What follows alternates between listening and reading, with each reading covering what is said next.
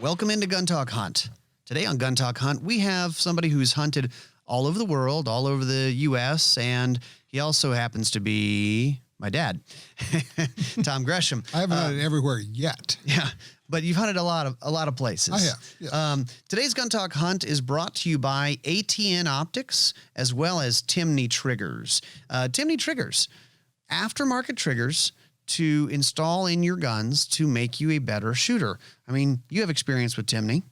Oh, yeah. And what you need to understand is going way back, coming out of World War II, there were, basically what people did is they took their World War II rifles and sporterized them for hunting. But they had these awful military triggers. Yeah. And Timney was around then to help you get your sporterized 30-06 and make it shootable with a good trigger. Mm-hmm. Same thing applies today. And it's funny when you talk to the guys at Timney, they say, well, you know, our hardest thing we fight is people say, well, my gun already has a trigger. Right. You go, that's true. It most certainly does. And it is truly one of those things that you don't know what you don't know. And if you have never shot a really good trigger, you think your trigger is fine. Mm-hmm. I mean, that's true. You remember the first time you shot a really good trigger, you went, oh my. Yeah, you don't have anything to compare it to. And if you grew up with the gun, and especially if you've shot a gun for a long time, you've gotten used to that trigger. Mm-hmm. And probably it's not that you've perfected it, you've overcome what that trigger is, a stock trigger. Yeah, you accommodate it.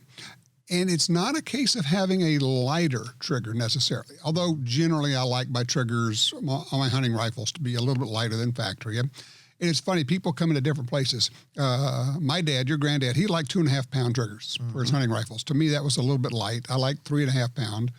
And people say, well, it's only a pound. You can tell the difference. You can tell the difference. And triggers are definitely a personal preference thing. There's not the answer of what the right trigger pull or whatever is. And I have struggled over the years trying to figure out, how do I describe the experience of shooting a good trigger? Mm-hmm. You know, and if it's a varmint gun or a bench rest gun, you may be shooting a trigger that has a trigger pull weight of 2 ounces, right. Literally. But say it's a 3.5 pound trigger in your hunting rifle. The deal is it eliminates movement, it eliminates creep. And the way I finally figured out how to explain is it goes off exactly when I want it to. It's like the moment, the first part of the thought of the in and now, mm-hmm. the gun goes off. Right. Right when it's supposed to. Yeah. And that can just make all the difference, even if it's just a half-second difference. I mean, I'm thinking about a shot you made on a mule deer in rain and snow. You remember what I'm talking about, right? Yeah, absolutely. Describe that hunt. Oh, gosh. So Colorado.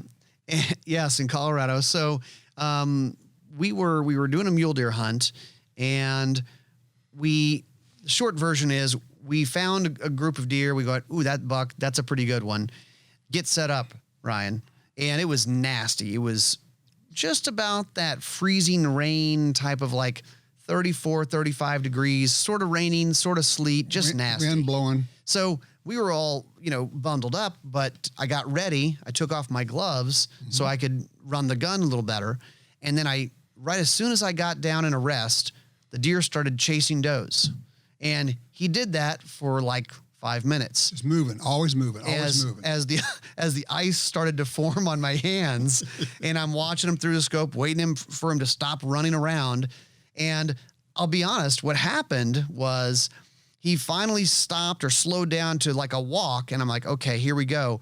And at that point, my hands were numb, mm-hmm. and I thought I was starting to press the trigger. No, I wasn't starting to press the trigger. I couldn't feel it. You were already well into it. And it was well into it, and it went off before I was ready. It was kind of like, the crosshairs were still settling down, as I was starting to press that. And went boom, and oh, God. So I miss him. Yeah, you do. Oh, crap. Yeah, oh, crap. And he takes off running, and as mule deer tend to do sometimes, right as he was following through the scope, and right as he was about to crest the bolt, you're ready? I'd run the bolt. Right as he's about to crest this hill, he's right before he gets to the top, he stops and looks back. That's that fatal mistake that they often make. And he stopped for 2 seconds. I was going to say, but you got to be ready. Yeah, I mean, I'm following him going, please stop running. And he stopped for about 2 seconds. Crosshairs went over vitals, and then I pressed the trigger and realized. I remember that rifle. He had a really good trigger in it. Yeah, had a good trigger in it. So that made a big difference, and that was not an easy shot. No, no, it was not. And so we got into trigger talk really quickly, but also this podcast is brought to you by Springfield Armory. They have a new rifle, the Waypoint. Speaking of 2020. Speaking of good triggers, also has a nice trigger, and I used that gun out in Wyoming for Antelope, and really impressed because the thing is, what's funny about Springfield Armory brought out this bolt gun, and I mean it's the first bolt gun for them in a very long time. I mean, maybe it's a really new platform for them. It's a new platform for this company as it is today. Right. I mean, there was a Springfield way back, but that actually wasn't this company. So this is really their first bolt action rifle. And you think, oh, where are they going to come in? Are they going to make like a low price economy? And that's what I would have done. Yeah. Well, that's why we don't run gun companies. That's right. I don't work there. They're like, no, Ryan, you don't understand. And it's a really nice gun, and it's not an inexpensive gun, but it's kind of like that. It's not your entry level necessarily. Well, it's not inexpensive versus other hunting rifles, entry level. But if you were to go out the way people are doing now, I'm going to go get me a proof research barrel. Yep. I'm going to get this kind of action. I'm going to get this kind of stock. You can easily run $5,000 to $7,000. Oh, absolutely. On those rifles, and people do all the time. Yeah. Well, this is about MSRP is like $2,200 for their high end version. Right. Yeah. A few different versions. It's under $2,500 somewhere in that something ballpark. like that, which actually represents a very good value for what they've put together. So you and KJ both use that same rifle. We did. We actually just took the one gun. We had kind of debated on what we were going to do with it, but we said, you know what? We're only going to hunt one at a time, and we'll just take this gun, and it'll be fun as a little bit more of a test to have us both shoot it and both take animals with it. So we enjoyed that. 6.5 Creedmoor? Yeah, 6.5 Creedmoor. And I think they are also offering it a couple other calibers. They are. So you guys, I mean, how'd it work? I mean, how'd you like the rifle? I mean, you shot a lot of different rifles. Yeah. I mean, it's very nice. It's pretty lightweight. It's just over 6.5 pounds. Oh, I like that. And has a nice trigger in it. Real smooth bolt, smooth action. Nice handling gun. Everything go right on the hunt? Nothing went wrong? What went wrong on this? There's always something that goes wrong on hunts, right? Well, yes. Yes. Well, if you haven't seen it yet, I really recommend checking out the video that we put out on the Wyoming antelope hunt that we did, because we had two fun things on this video. One was using Bessie the cow, which was your stalking cow. It's our stalking cow. I've heard of a stalking horse, but usually a stalking cow. Yeah, so it's a pop-up, pop-out cow. It's Elsie, or in this case, Bessie. Like if you have one of those things you put in the windshield that's a sun guard kind of deal that pops up. It's like that, except there's a picture of a cow on it. Okay, and then you like stalk behind it? That's exactly. It has handles, and we walk behind it. And how do you not just laugh the whole time? So, well, I don't want to ruin it, but I think we've talked about it before. So you have to go watch this video to see it in action. But so the first go was me. I was on the gun first. KJ's walking, he's holding on to Bessie, and he's hiding behind her. Okay. And I'm hiding behind KJ, and our camera guy, Joseph, is hiding behind me. So it's three guys, single file. Nothing conspicuous about this at all. Nothing to see here. And so we're stalking this antelope in the wide open country of Wyoming. And as he's walking behind this rock, and we're like, oh, this is our chance. He's going to go behind this rock for a little bit. And so we kind of scurry forward and gain another like 50 yards. Right. And then he comes out from behind the rock, and he's walking along, and he looks up, and he looks right at the cow. And KJ goes, he's looking at us.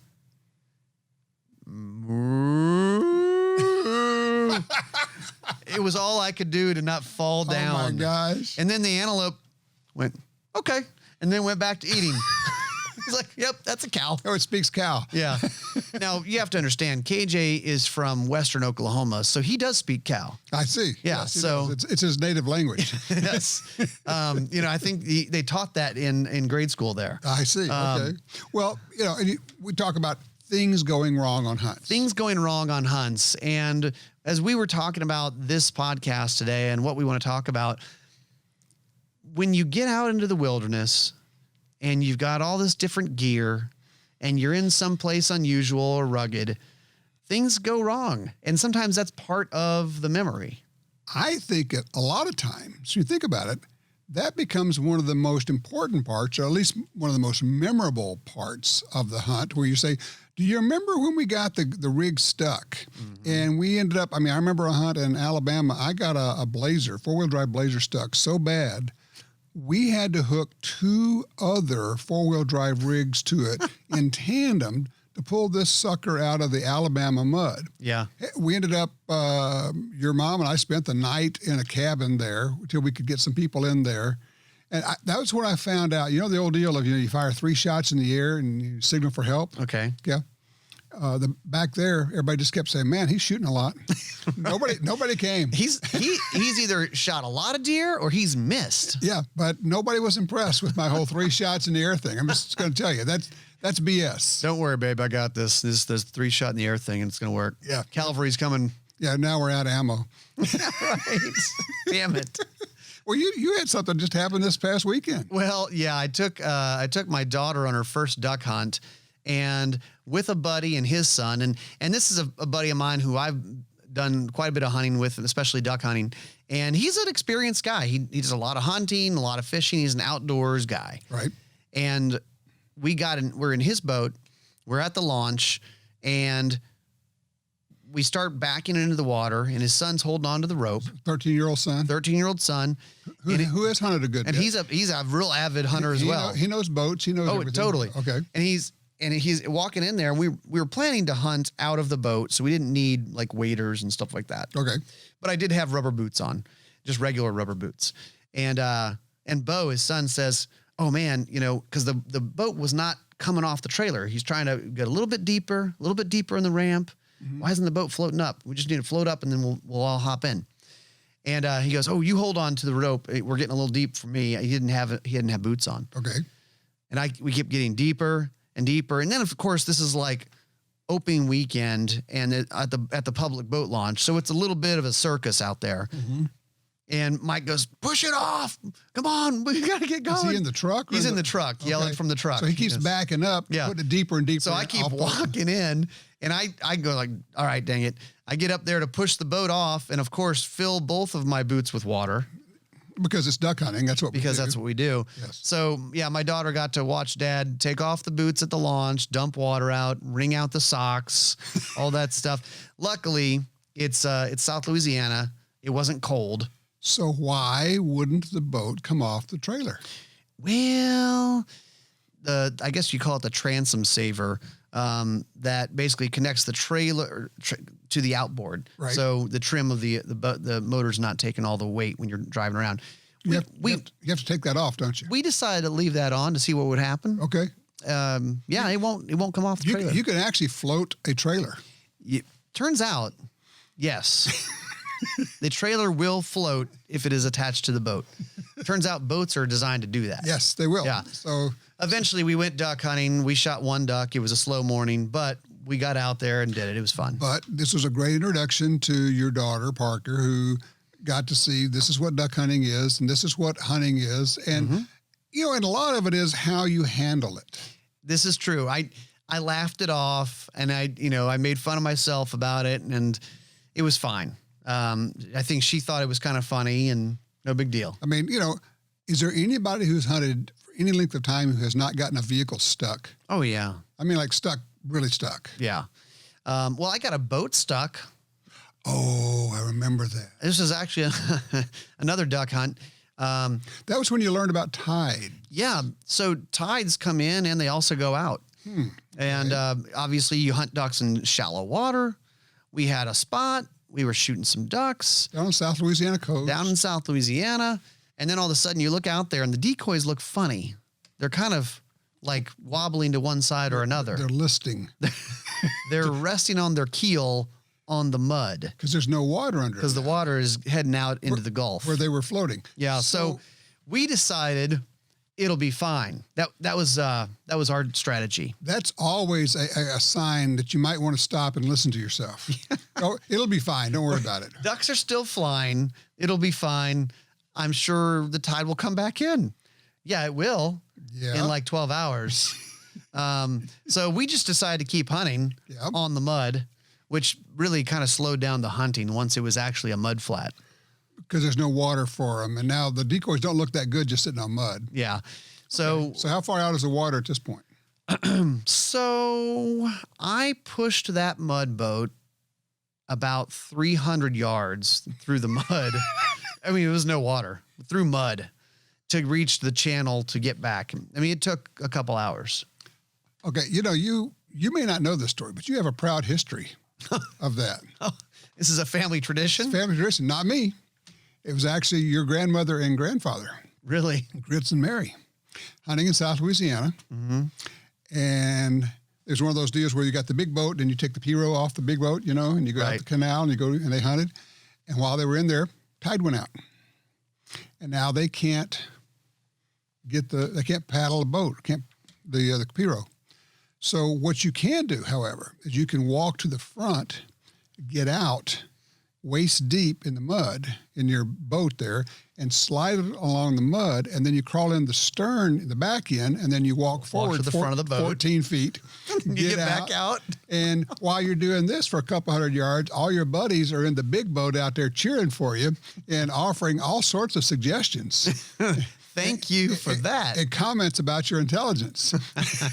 So you actually have a proud tradition of getting a boat stuck in the mud in the Louisiana marsh. It makes for memories, right? Well, here's another memory for you.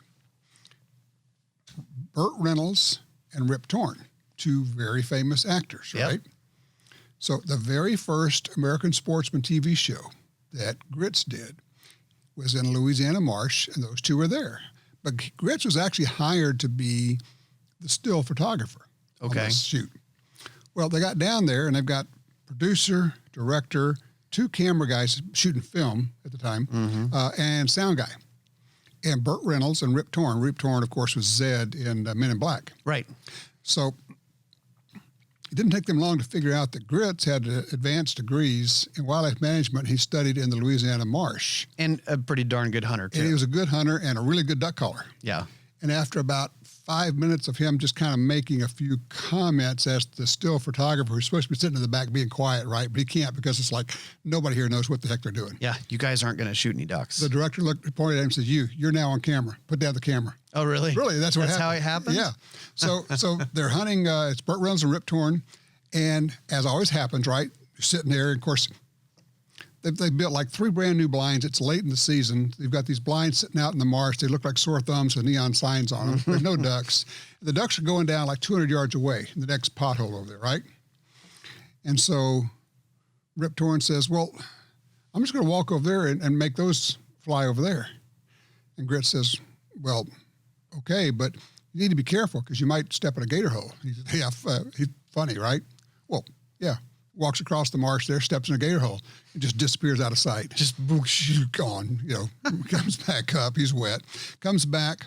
And so now he stripped off his clothes. He's got his long handles on.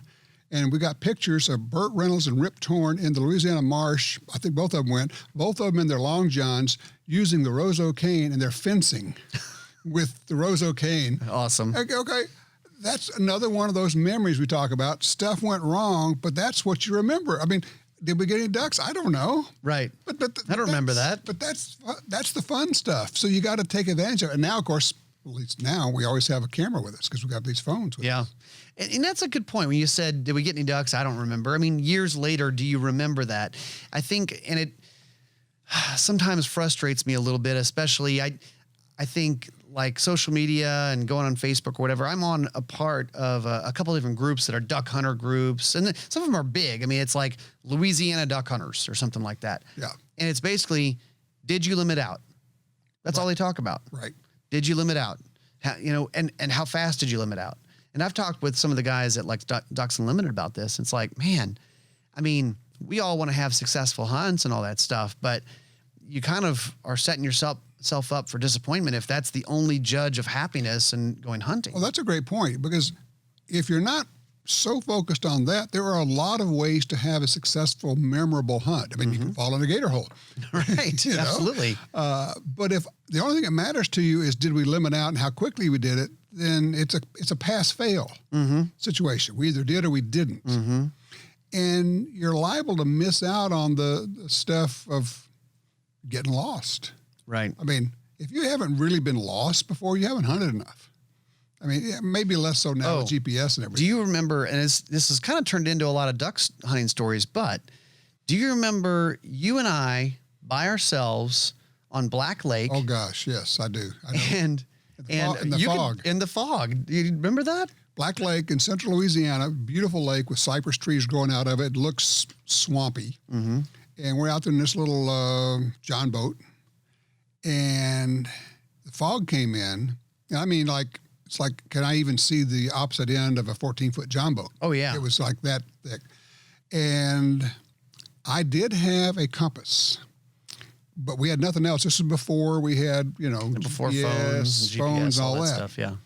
And I am trying to navigate with just a handheld compass with I don't know, I think we had like a 10-horse outboard or something. But on this little thing.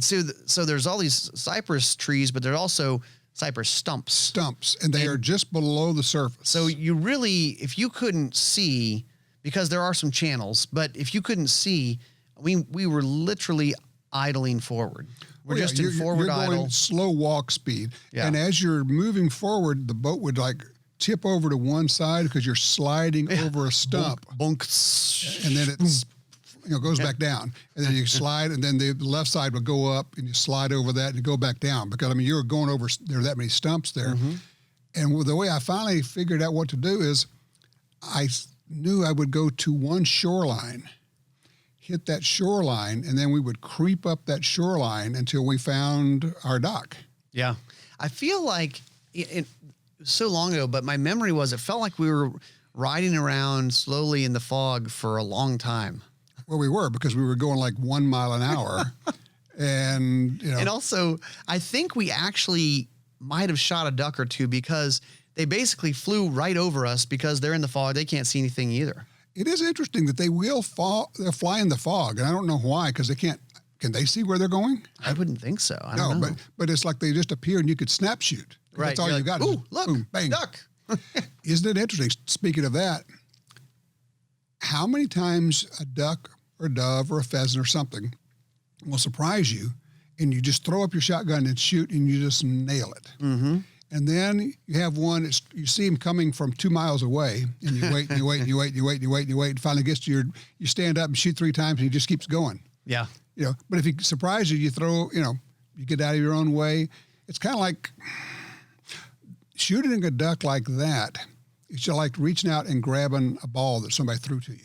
Right. You just reflexively, you just reach out and grab it. And that's what you do when you snap shoot, which goes to the whole instinctive style of wing shooting. Absolutely. Yeah. It's interesting, and I'd love to hear, if you're listening to this, let us know your stories of interesting, bad things that happen or frustrating things that happen on hunts, because it's part of the best parts of the story sometimes. Mike and Andrew, our friends up in Idaho, they were on an elk hunt, a short version of this, and they would take their little trailer in, pull it in, and it was way back in the mountains in Idaho, nasty, and a snowstorm came in, and they said, we got to get out of here. They're in 4-wheel drive, they're chained up, they're pulling this thing, and they get to this stretch where it's so nasty and gnarly with this big drop off, this big cliff, and Andrew said, I'm getting out. I'm not even going to, I'm going to walk ahead. I'm not going to be in here. And they got to the place where they said, Mike said, we're going sideways. So he unhooked the travel trailer, and just left it there. Really? Yeah.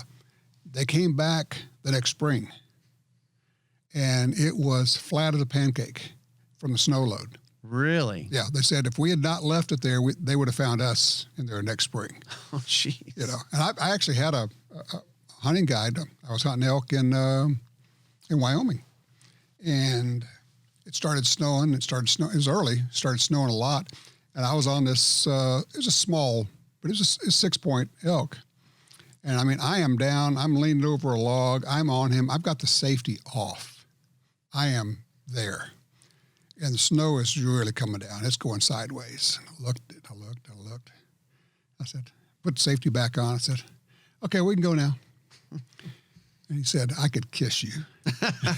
He says, because here's the deal.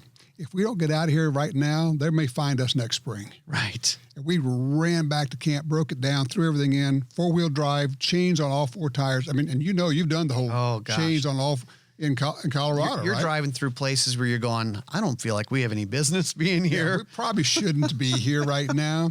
Just get me out of here, please. Well, you wrote a book called Close Calls. Oh, yeah. Which you didn't like the cover. I thought it was the coolest cover ever when I was a kid of a skeleton hand holding a 4-leaf clover. Right. But Close Calls in the Outdoors. And as I recall, there's actually one from Grits in there, isn't there? Yeah, there is. He got caught, same deal, got caught in a bad snowstorm in the mountains. And basically what happened. Idaho Shep Ranch? I think he was in Idaho, yeah. Shep Ranch.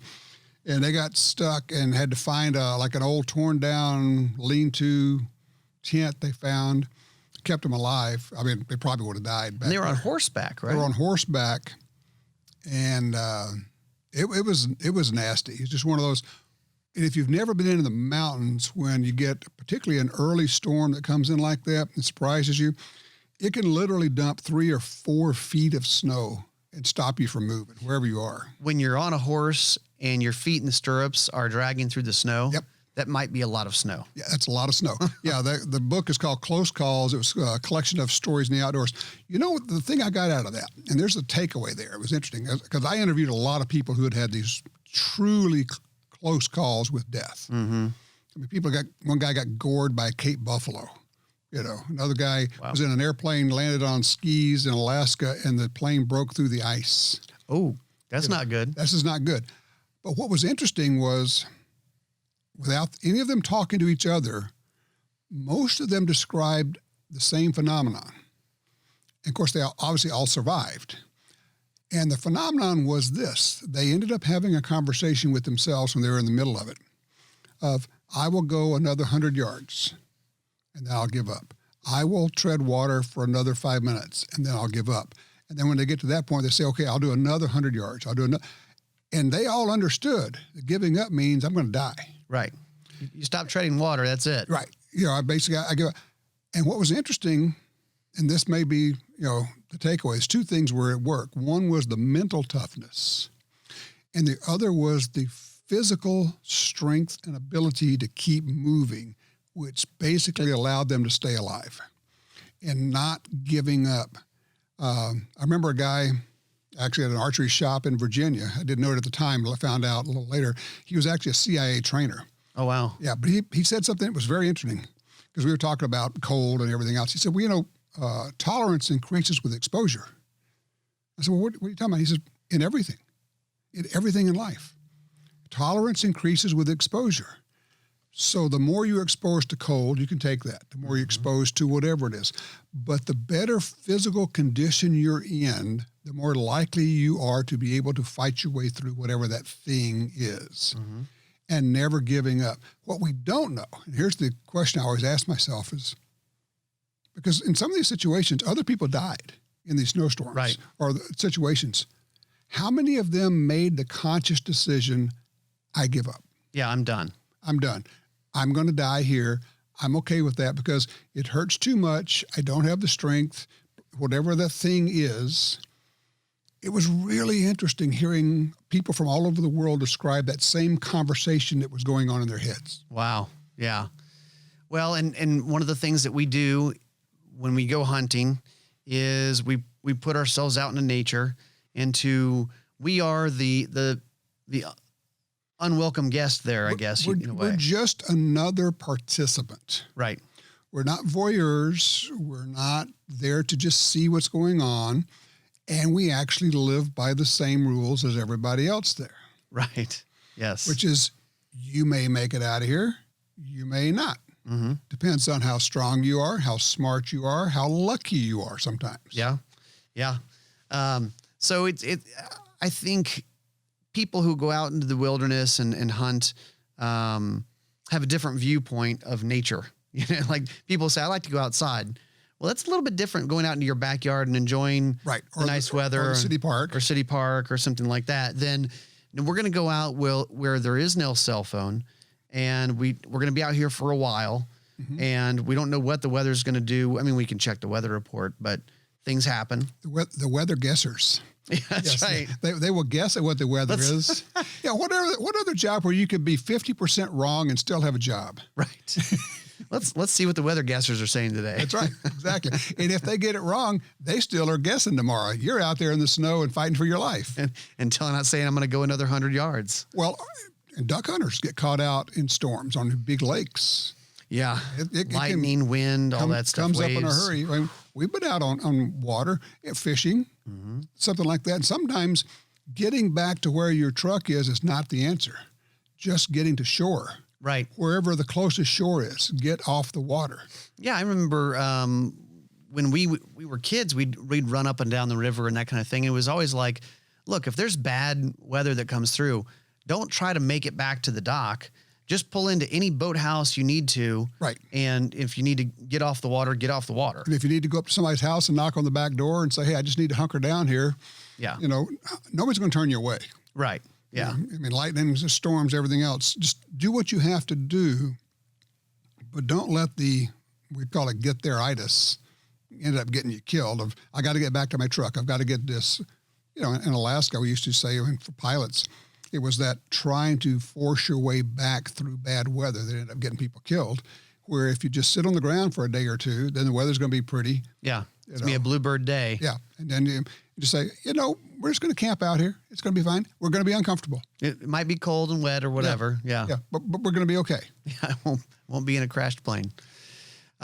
Well, so thanks for being with us. Hey, it's fun. Anytime we get to talk about, hunting, you know, we're okay with that. Yeah. And swapping stories is what we do now. And that whole thing of when things go wrong, that's just part of your story. And I would encourage people to incorporate that. It's more online. It's not just, did you get something? How big was it? How many did you get? It was, oh, you'll never believe what happened to us out there. That's actually the interesting stuff. Yeah. It lets you say, have I got a story for you? There you go. That's it for us on Gun Talk Hunt.